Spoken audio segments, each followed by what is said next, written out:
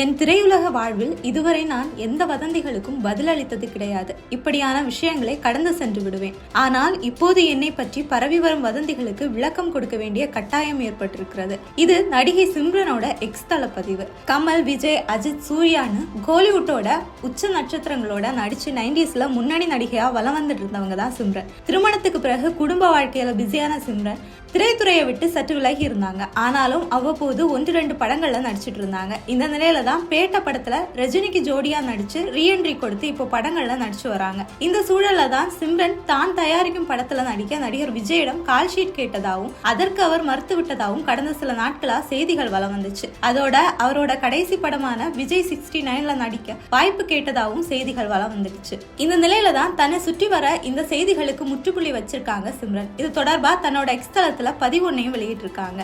அதுல உணர்வு ரீதியாகவும் மன ரீதியாகவும் ஒருவரை பாதிக்கிற வகையில சிலர் எப்படியெல்லாம் பேசுறாங்கன்னு பார்க்கையில மன வருத்தமா இருக்கு. என்னோட திரையுலக வாழ்க்கையில இதுவரை நான் எந்த வதந்திகளுக்கும் பதில் அளிச்சது கிடையாது. இப்படியான விஷயங்களை கடந்து சென்றுடுவேன்.